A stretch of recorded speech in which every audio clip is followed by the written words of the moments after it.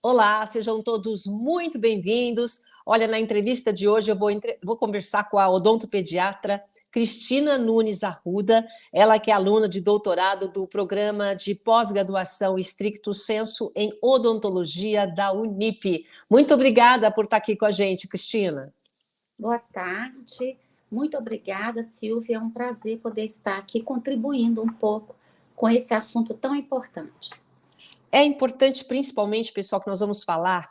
A Cristina, ela desenvolveu um manual revolucionário para auxiliar pais e responsáveis a lidar com o medo de dentistas em crianças autistas. Olha, Cristina, todo mundo tem medo de dentista, né? De 10, pelo menos 8, vai? Vamos ser otimista. Pelo menos 8 tem medo. No caso aí, a gente está lidando com crianças autistas, com o transtorno de espectro autista, conhecido como TEA. O que motivou você a criar um manual específico para essas crianças? Bom, eu agradeço a oportunidade de poder contar isso e eu espero que isso estimule outras pessoas também, né? Na verdade, inicialmente, foi a prática clínica mesmo, eu atendendo as crianças no meu consultório por mais de 20 anos, e eu percebia essa questão do medo, que não era só da criança, né? A criança já chegava com medo, e a gente via que a gente via que tinha o medo dos pais também, influenciando um pouco esse medo da criança. Então, pensando sobre isso, depois de muitos anos e tudo, eu resolvi voltar para a academia e procurar respostas nos estudos atuais, né? E aí eu me inscrevi no mestrado da Unip, e a qual, né, eu agradeço muito, que eu tive bolsa, né, durante o mestrado, e bolsa do CAPES, né?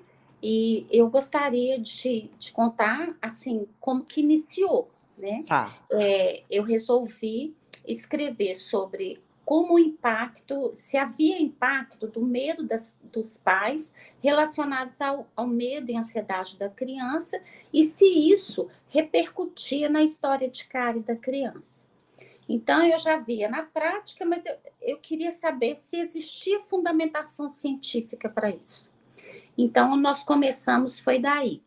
E no meio do mestrado, quase bem próximo do final do mestrado, Conclusão? assim, Uhum. da conclusão, eu comentei com a minha professora que eu tinha, lendo sobre o medo e tudo, eu falei, gente, se as crianças que são neurotípicas, que não têm nenhuma alteração no neurodesenvolvimento, já passam por isso, imagina as crianças que têm alguma dificuldade, né, no neurodesenvolvimento.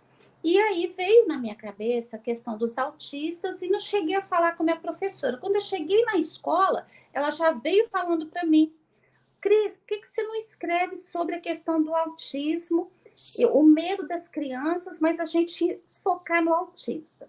E eu sou muito assim, Curiosa. 220, né? É. Saí, fui correr atrás e falei assim, gente, como eu tenho experiência, né, de trabalho comunitário, a primeira coisa que eu pensei, eu falei, eu tenho que me aproximar de alguma associação para eu conhecer de perto essas pessoas e ouvir esses pais, conhecer de perto essa realidade deles fora do consultório. Fazer uma pesquisa mesmo, né, Cristina? Sim, uma pesquisa Uhum. de campo, né? E aí, nisso, eu já estava escrevendo um manual e entrei em contato com a ALMA, que é uma associação de amigos de autistas aqui do bairro de Santana. Eu não sou de São Paulo, sou de Belo Horizonte, mas eu corri atrás disso aí. E ficava ligando e tal, e foi difícil conseguir essa parceria. Mas de tanta insistência minha, eu acabei conseguindo marcar uma entrevista, chegamos lá, e quando eles viram a foto do pictograma, eles se sentiram seguros, né? Eles viram assim, acho que eles falam a mesma linguagem que a gente. Então, vamos abrir esse espaço? E aí, nós participamos de uma feira cultural, a primeira feira cultural da Alma, onde eu fui e fiz uma palestra para os pais. Porque esse manual, Silvia, é um manual, aqui a gente tem ele, mas você vai mostrar aí com detalhe, né? Sim. Esse manual ele foi escrito para os pais, né? Então, como ajudar a criança com transtorno de espectro autista vencer o medo e ter uma experiência positiva. Manual informativo para pais e cuidadores. Então, na nossa palestra, que foi realizada lá, é que a gente pôde colocar um pouco do nosso trabalho e fazer essa parceria importante, que é levar o conteúdo produzido e estudado dentro da academia para ir de encontro à comunidade, à sociedade. Nós vamos explicar daqui a pouco, mostrar um pouco mais do manual, mas é importante colocar aqui como o autismo, Cristina, afeta, né, o fato da criança, ou adulto às vezes, né, ser autista, afeta essa relação com o dentista. Quais são os principais desafios para tratar pacientes autistas? São importantes os desafios e a gente começa pela questão da própria definição do autista, né? Do autismo, do transtorno, que é um transtorno do neurodesenvolvimento, que afeta a comunicação e a interação social, além de alterações sensoriais e comportamentos repetitivos e restritos. E nos restritos, a gente tem a alteração sensorial que afeta diretamente a cavidade oral. Então, nós, dentistas, examinamos a boca, entramos com instrumentos na boca, né? Colocamos escova, colocamos a água, todas as substâncias que a gente usa para tratar, né? Então, isso para uma criança que tem uma sensibilidade um pouco diferenciada, é um grande desafio, né? Eu falo que, quando eu falo dos desafios, eu divido o desafio da parte da criança, que é a parte mesmo das características do espectro, e do nosso lado, que é o lado do cirurgião dentista, que precisa ser um cirurgião dentista preparado no sentido de conhecimento do espectro e também de ser uma pessoa aberta para conhecer como trabalhar estratégias e o próprio conhecimento do cirurgião dentista com estratégias e técnicas adaptadas a essa realidade do espectro. E tem que ter muita sensibilidade também, né? Eu lembro, eu já fui dentista. Eu lembro quando, não digo especificamente esse espectro, mas eu atendi algumas vezes crianças especiais. Então exige, além de tudo, né, Cristina, exige também uma sensibilidade diferente. É uma coisa. Olha, tem que ter dom também nessa história, hein, Cristina? Eu acho que eu sempre gosto de falar que tem que ter amor, né? Eu acho que essa palavra, ela está muito necessária no nosso mundo, muito, muito necessária. Então, a gente precisa, uma coisa que eu achei bacana foi a gente ter a oportunidade de acolher esses pais, sabe? Nessa palestra eu vi o quanto eles precisavam. Com certeza. O quanto precisa desse acolhimento. E esse dentista que vai atender as crianças com o espectro, ele tem que estar disposto para acolher mesmo, acolher no sentido de entender, procurar conhecer um pouco mais sobre o mundo dessa criança. E uma coisa interessante da gente falar é que cada criança dentro do espectro é uma. Olha, ainda por cima tem a individualidade da criança.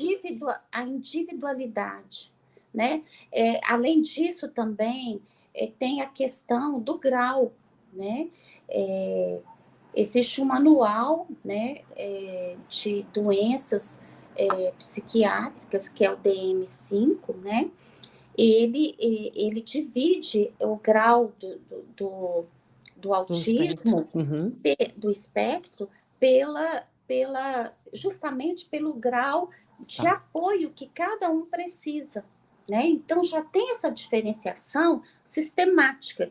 Imagina que quando chega uma criança no seu consultório, você muitas vezes não tem nem o diagnóstico, os pais ainda não têm o diagnóstico, né? Então é extremamente desafiante, mas eu acho que nós estamos aqui na vida, né, como cientistas, como profissionais, dispostos aos desafios, né? Claro. E com certeza esse manual ele traz uma contribuição, como a gente falou, até revolucionária. Eu queria que você compartilhasse algumas estratégias aqui com a gente em relação ao manual. Você pode fazer isso, Cristina?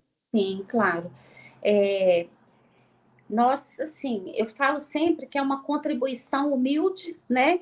Mas pautada nos nossos estudos e na boa vontade, no conhecimento e na boa vontade de levar esse conhecimento para que realmente a gente consiga melhorar a qualidade de vida das pessoas, né? Então, a Sim, intenção é essa. A intenção é escrever de uma maneira um pouco é, didática até. mais didática mesmo, mais próxima dos pais, né?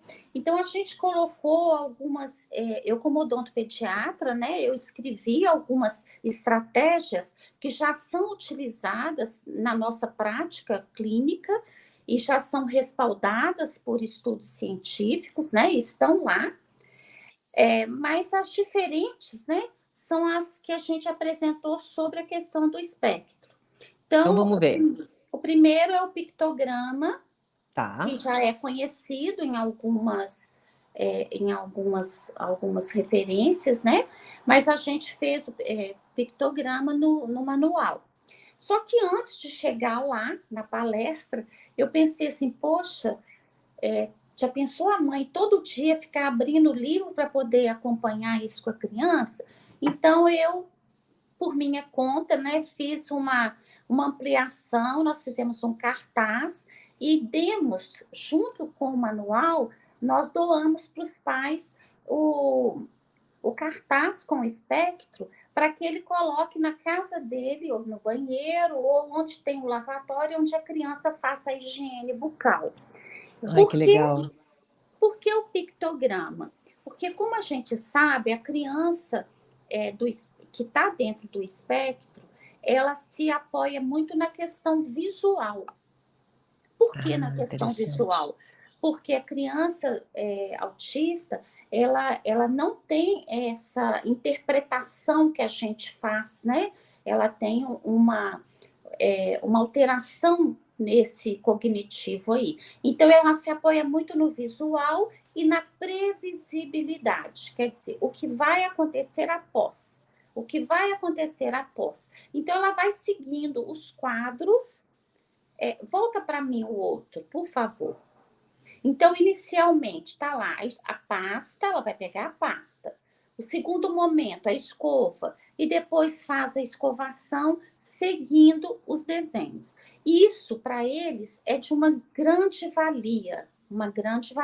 A gente viu, porque além da palestra, a gente levou eles no escovódromo lá da associação, e lá já tem isso, e nós fizemos maior ainda para colocar lá para eles. Muito Pode, legal. pode passar.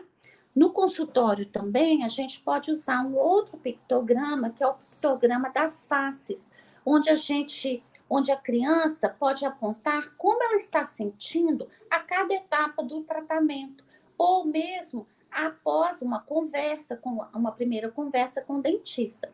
Então, ela vai apontando ali. E esse pictograma também é importante para os pais. Eles comentaram na palestra da importância de eles se manifestarem o que eles estão sentindo em relação a qualquer coisa que esteja acontecendo no ambiente. E aí você teve uma resposta, esses pais, eles, depois que você teve essa implementação aí das estratégias, uma resposta positiva, o que que eles acharam desse manual? Bom, no momento no final da palestra, fui procurada por alguns pais que agradeceram muito, primeiro pelo acolhimento mesmo, de terem alguém ali preocupado falando sobre sobre esse assunto com eles, né? E depois eu me informei na associação se os pais devolveram alguma fala, e a fala é de agradecimento, mas também de partilha, porque assim eles estão usando os pictogramas e está ajudando muito na escovação das crianças em casa, então eu acho que isso já é um grande passo. É isso que você perguntou, né? E Isso. fora isso, tem colegas também que devolvem, né, para a gente, que é interessante, que não tem esse tipo de trabalho. Existe até existe livro, existe trabalho, mas no, no, numa linguagem mais científica ou menos didática assim Sim. para os pais, né? Então eu acho que esse material ele é mais inovador no sentido dessa linguagem mais próxima dos pais. E essa observação, assim, olhando essas fotos, essas ilustrações, eu fico imaginando o seguinte, me corrija se eu estiver errado. A gente já é inseguro quando vai fazer alguma coisa. Imagina uma criança que tem esse espectro, então ela tem um tratamento, ela vai ter que ir sempre. Ela já se sente segura porque ela já sabe o que vai acontecer, né? Sim, Não é isso? Tá ali, sim, não tem um treino praticamente, ela já sabe aquele sim. processo que ela está vivenciando, não é? Sim. E tem várias etapas isso, né? Por exemplo, uma criança que nunca foi ao dentista, né? E ela está dentro do espectro. No livro eu falo, no manual eu falo sobre isso. Há de se ter um cuidado, né, de como falar isso para a criança, falar do profissional, mostrar vídeo, mostrar foto, né?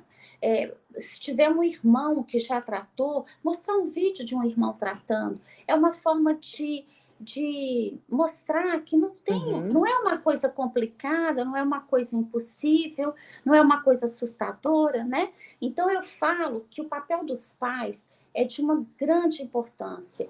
Pais, professores, de falarem de experiências positivas para as crianças.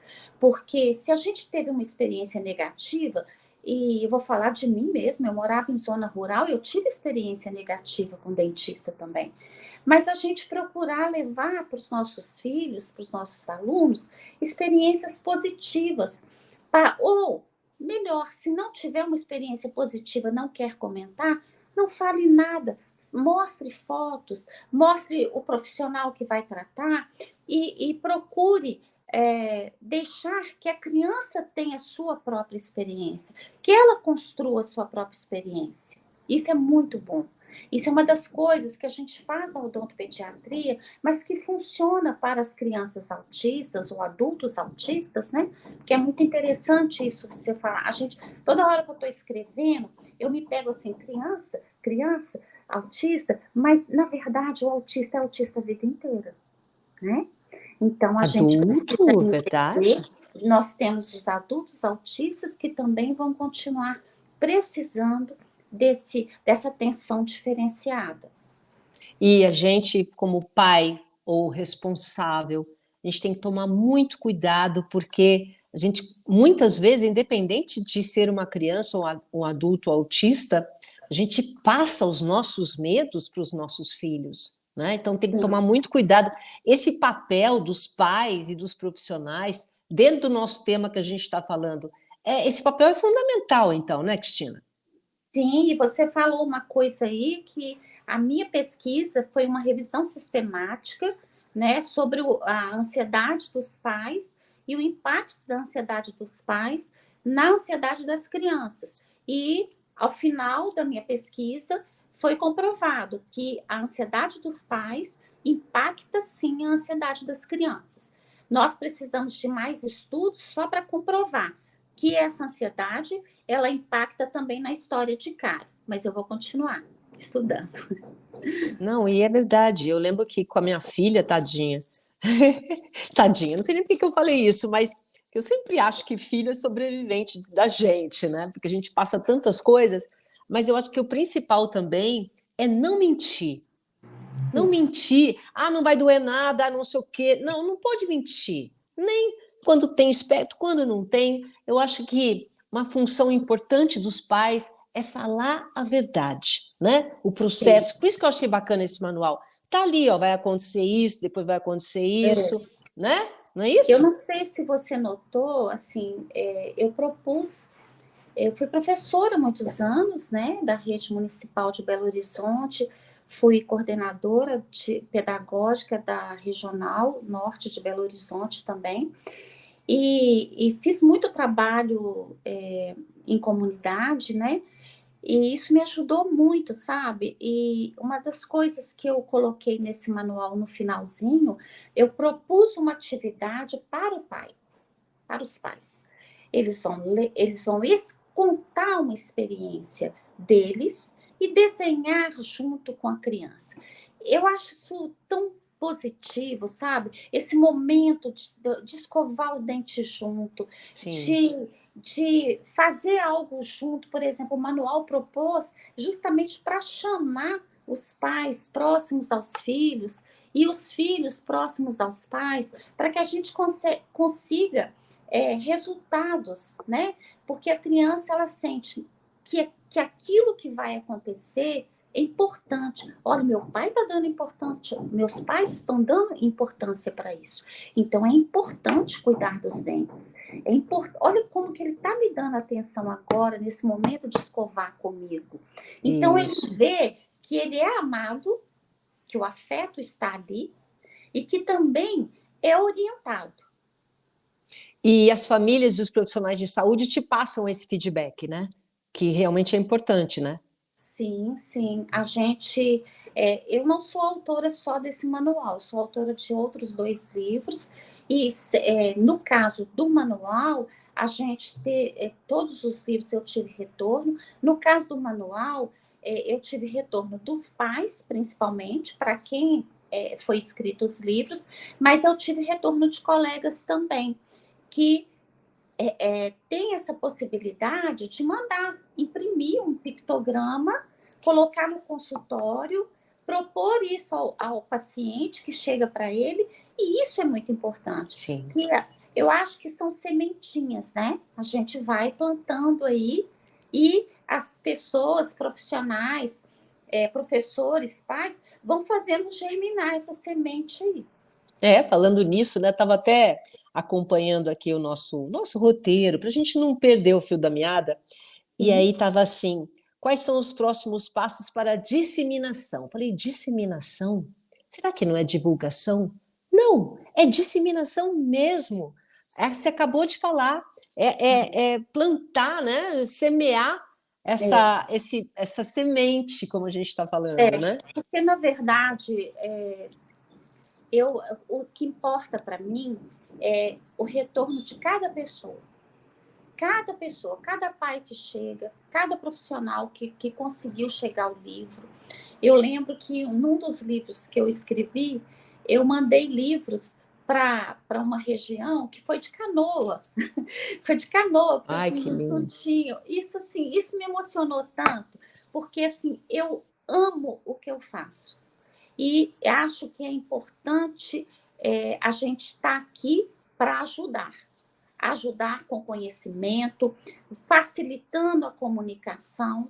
E as crianças dentro do espectro, elas querem, elas precisam, não só querem, elas precisam disso. É da gente estabelecer uma comunicação mais próxima das dificuldades deles, respeitando essas dificuldades. Eu acredito muito nisso. Eu acredito que E, temos profissionais nossa, dedicados para isso. e principalmente, né, já que a gente está falando sobre disseminação e esse trabalho bonito que você está compartilhando o seu conhecimento, isso é muito lindo, faz parte dos nossos dias agora, né? A gente compartilhar as coisas, ninguém mais guarda, a gente tem que Claro. compartilhar para o universo, para para que seja realmente semeado. O que os profissionais da odontologia e a comunidade em geral podem fazer, né? Que tipo de esforço ou de ajuda pode ser feita para disseminar mais ainda? Eu acho que no caso dos pais, participar mais de associações, né? Porque eu acho que essa representatividade ela é importante. No caso dos profissionais, eu acho que os profissionais procurarem conhecer mais esse universo das crianças que são que saem desse nome neurotípicas, né?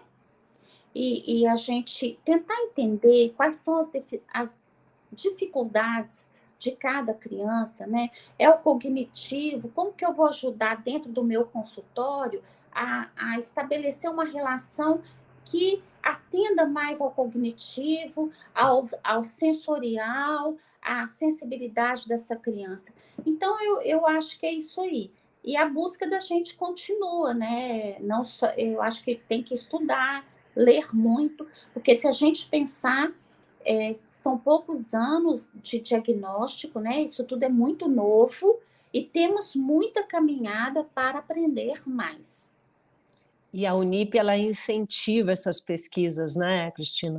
Sim, eu Você tem um até grande apoio, gostaria, né? eu gostaria de agradecer muito a minha orientadora, a professora Vanessa Pecorari, que inclusive, inicialmente, ela que investiu, né, no manual, em termos assim de financeiros, né? Depois a Unip está nos apoiando com toda a divulgação, todo o incentivo. Tenho que agradecer muito a bolsa que eu tive durante o mestrado e agora, iniciando o doutorado, vou continuar na questão das crianças autistas, mas procurando entender mesmo a questão mais comportamental mesmo e valorizando o atendimento. Então, eu já estou escrevendo para o meu doutorado e espero poder, né, no doutorado, ter mais um produto técnico, né, ou um livro ou um manual que possa estar auxiliando mais as pessoas envolvidas com o espectro relacionado à odontologia. E como que os profissionais de odontologia, né? O que você aconselha aos estudantes que querem fazer isso como você está fazendo, né? Iniciar pesquisas, projetos, principalmente em relação a essa inclusão de crianças autistas nessa área odontológica. Qual é o universo que se apresenta? Qual é o cenário que eles têm, que eles podem encontrar e ir por essa área? Eu acho que é um grande espaço que tem, né? Eu acho que os profissionais odontopediatras e os profissionais de PNE, que são pacientes de necessidades especiais, são as duas áreas da odontologia que abraçam mais essa questão das crianças com alguma dificuldade, alguma alteração neuro, neuro, do, neuro, do neurodesenvolvimento, e cada um é um, né? Então, tem um espaço, tem um leque imenso para poder abraçar e escolher, né? Então, a gente tem várias outras doenças, que a gente pode falar doenças mesmo, né? Ou alterações associadas ao espectro autista, como tem outras que não são do espectro autista, mas são crianças diferenciadas e que precisam de uma atenção também diferenciada. E quando chegam no nosso consultório, a gente tem que estar preparado para recebê-los da melhor maneira possível. Então, para isso, precisa muita pesquisa e precisa de fazer uma escolha. A odontopediatria foi a minha escolha desde que eu entrei na graduação. E a prevenção e promoção de saúde sempre está aliada à odontopediatria. Muito bem, doutora Cristina. Muito obrigada, obrigada pelo seu trabalho, obrigada pelo seu tempo aqui, por compartilhar tudo isso com a gente e também parabéns pelo seu manual, viu?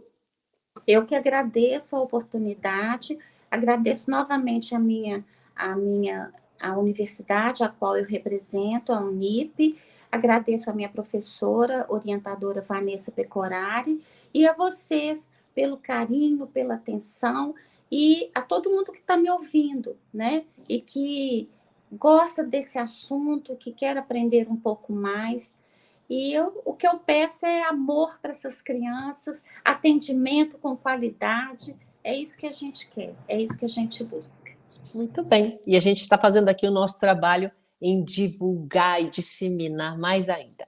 Muito obrigada pela companhia de vocês. Só lembrando que esse encontro, essa entrevista, fica colocado, né, postado nas nossas redes sociais para ver e rever. Muito obrigada e até a próxima.